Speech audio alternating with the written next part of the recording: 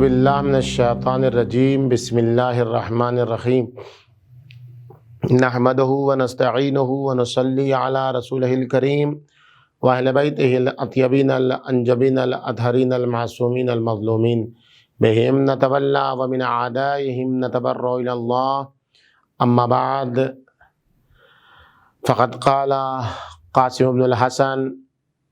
الموت احلی من الاصل۔ کربلا موت و حیات کی نئی تفسیر کا نام ہے۔ ایک نئے انداز سے جہاں زندگی کو دیکھا جاتا ہے وہاں کربلا کا مرقع سامنے آتا ہے، جہاں محو ہونے کے بعد صحو اور زندگی کا نیا چہرہ سامنے آتا ہے، وہاں کربلا معراجی مرحلوں پر دکھائی دیتی ہے۔ آج کی تاریخ اس نوجوان سے مخصوص ہے جسے قاسم بن حسن علیہم الصلاۃ والسلام کے نام سے یاد کیا جاتا ہے، جو کربلا کی سب سے اہم خصوصیت ہے اور کربلا والوں کی اہم خصوصیت ہے، وہ ہے غیرت۔ اور بے غیرتی یزیدیوں کا ہمیشگی خاصہ رہا ہے، اور دونوں چیز کا مرقع ہمیں کربلا میں دکھائی دیتا ہے۔ غیرت کا مرقع حسینیوں میں، بے غیرتی اور گھٹیا پن یزیدیوں میں۔ موت کو امام حسین علیہ الصلاۃ والسلام جس نگاہ سے دیکھ رہے تھے، اسی نگاہ سے موت کو کربلا کا بچہ بچہ، بوڑھا بوڑھا، جوان جوان دیکھ رہا تھا۔ یہ سب سے اہم بات ہے کربلا کی، فکری یگانگت، شعوری وحدت کربلا میں سب سے اہم ہے۔ یہ جملہ یاد رکھنے کا ہے اور اسے یاد رکھنا چاہیے کہ کربلا میں جس فکری افق پر امام حسین علیہ الصلاۃ والسلام بحد امامت فائز تھے، جناب علی اصغر سے لے کر حبیب ابن مظاہر اور مسلم ابن اوسجہ تک بحد معموم ہر ایک اسی افق فکری پر فائز تھا۔ اگر امام حسین علیہ الصلوۃ والسلام فرماتے ہیں کہ موت تو جوان کے لیے اس جوان لڑکی کے نیکلیس کی طرح ہے جو اس کے سینے پر رہتا ہے، ہار کی طرح ہے۔ اگر امام علیہ الصلوۃ والسلام فرماتے ہیں کہ موت تو ایک پل کا نام ہے کہ جہاں سے عارضی زندگی سے انسان ابدی زندگی کی طرف جاتا ہے، اگر امام حسین علیہ الصلوۃ والسلام فرماتے ہیں کہ الموت اولا من رکوب العاری، ذلت کی زندگی سے عزت کی موت بہتر ہے، والعار اولا من رکوب الناری، اور جہنم میں جانے سے بہتر ہے کہ آدمی ذلیل ہو جائے، اگر امام حسین علیہ الصلوۃ والسلام یہ فرماتے ہیں اور ان سب کا مظاہرہ متعدد مواقع پر دکھاتے ہیں، تو وہ کربلا کا کڑیل جوان علی اکبر کی صورت میں علیہ الصلوۃ والسلام، جو کل میں نے آپ کی خدمت میں پیش کیا، وہ بھی موت کو اسی انداز میں دیکھتا ہے کہ فلا نبالی بالموت۔ وہ موت کو اپنے لیے عزت سمجھتا ہے، موت کو اپنے لیے شرف سمجھتا ہے، کچھ کیونکہ اسی موت میں زندگی ہے۔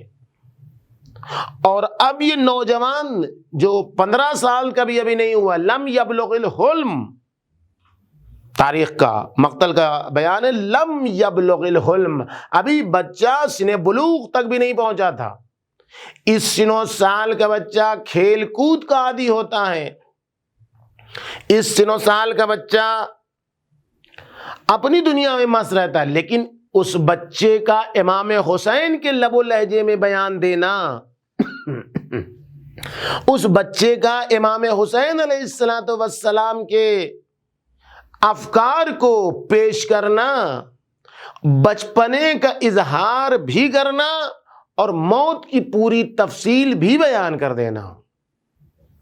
کہ میری زندگی میں یہی شیرینی ہے جو موت پر جا کے تمام ہوگی۔ اس لیے کہ یہ فیصلہ کن بات ہے کہ موت کوئی الگ سی چیز نہیں ہے، جیسی زندگی ہوتی ہے اسی کا نچوڑ موت ہے۔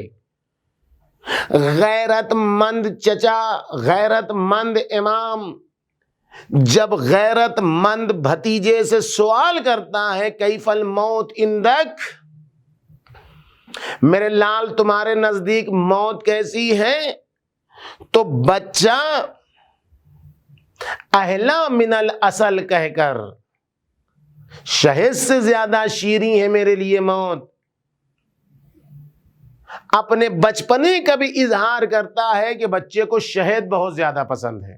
شیرینی بہت زیادہ پسند ہے، اور اسی مثال کے ذریعے سے موت کا ایک پورا افق، موت کا ایک نیا منظرنامہ،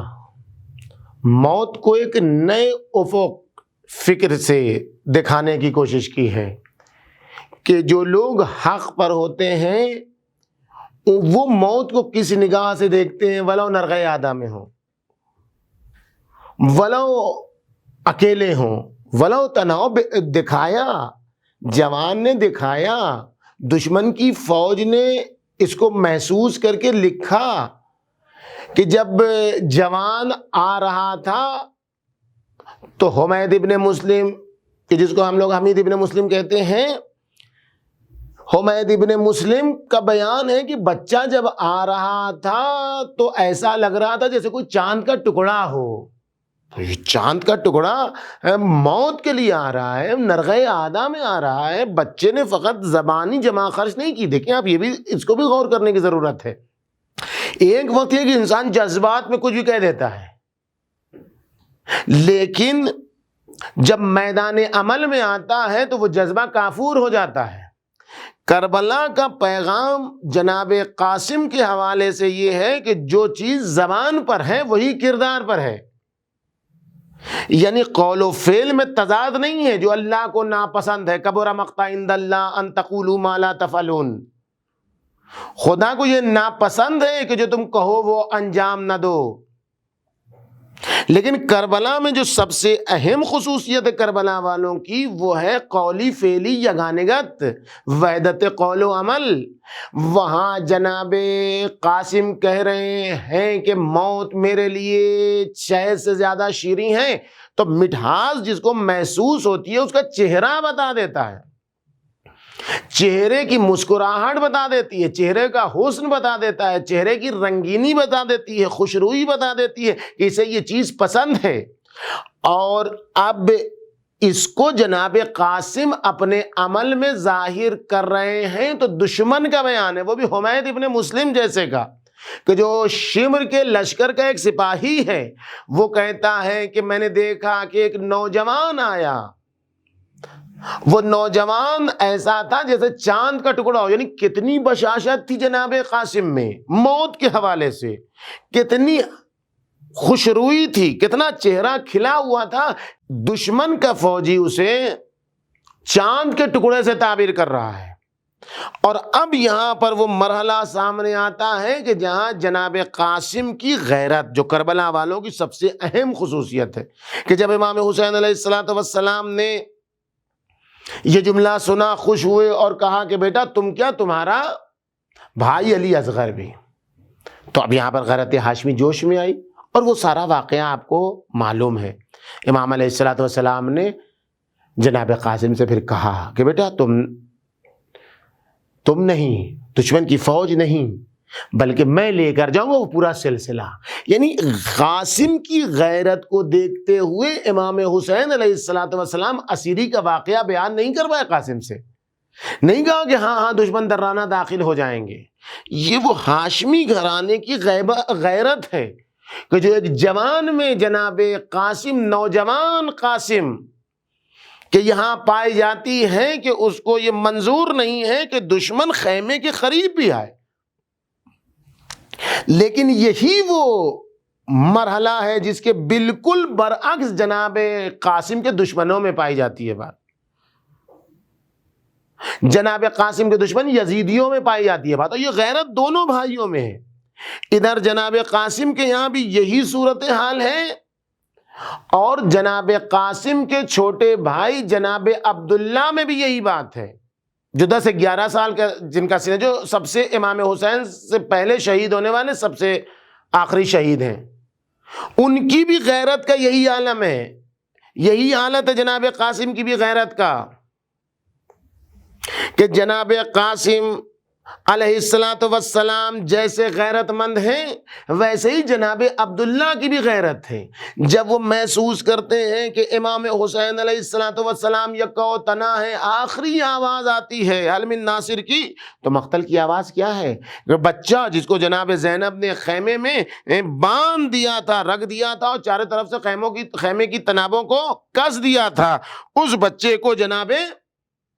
جیسے ہی محسوس کیا اس بچے نے کہ امام حسین کی آواز آ رہی ہے، ویسے ہی وہ بچہ زمین میں راستہ بناتا ہے، خیمے کی ریت میں راستہ بناتا ہے اور زمین خیز وہ باہر نکلتا ہے اور دوڑتا ہوا امام علیہ الصلوۃ والسلام کی طرف جاتا ہے اور اس بات کا اقرار کرتا ہے کہ ہمارے یہاں غیرت پائی جاتی ہے، میرے رہتے ہوئے امام وقت پر آنچ نہیں آنی چاہیے، میرے رہتے ہوئے ہمارے مولا کو نقصان نہیں پہنچنا چاہیے. اور اس کے بعد اس نے شہادت کا جو مرقع پیش کیا ہے وہ تاریخ کے سامنے معلوم ہے. یہاں پر وہ مرحلہ ہے جہاں یزیدیوں کی بے غیرتی سامنے آتی ہے. دنیا میں جو بھی راہ حسین سے جدا ہوتا ہے اس کی یہاں بے غیرتی پائی جاتی ہے، وہ قیدی ہے. امام حسین علیہ الصلوۃ والسلام کے لیے جب یہ دشمنوں نے کہا کہ خیمے کی طرف حملہ کر دو، تو کیا کہا امام علیہ الصلوۃ والسلام نے؟ یا شیعۃ آل ابی سفیان، یا شیعۃ آل ابی سفیان ان لم یکن لکم دین ولا تخافون المعاد کنتم احرارا فی دنیاکم. اے ابو سفیان کے پیرو، اگر تمہارے پاس دین نہیں ہے اور تم موت سے نہیں خوف کھاتے ہو، کربلا والوں کی موت سے محبت ہے، یہ موت سے ان کو خوف نہیں ہے، کنتم احرارا فی دنیاکم، تم اپنی دنیا میں تو کم سے کم آزاد رہو. یعنی جو امام حسین علیہ الصلوۃ والسلام کے راستے سے ہٹتا ہے فکری اعتبار سے، اس کی یہاں غیرت نہیں پائی جاتی ہے، وہ قیدی ہے. امام حسین علیہ الصلوۃ والسلام کی یہاں جو چیز پائی جاتی ہے وہ حریت ہے، وہ آزادگی ہے، وہ انسانیت کا احترام ہے، وہ ناموس کا احترام ہے. امام علیہ الصلوۃ والسلام نے یہ پیغام دیا ہے. جناب قاسم کا پیغام، جناب عبداللہ ابن حسن کا پیغام کربلا والوں کے لیے آج 7ویں محرم کو یہی ہے کہ ہم غیرت مند رہیں اور اپنے آپ کو اپنے مولا پر اس طریقے سے قربان کر دیں کہ خود مٹ جائیں لیکن مولا، انسانیت، دین، اسلام محفوظ رہے. السلام علیکم ورحمۃ اللہ وبرکاتہ.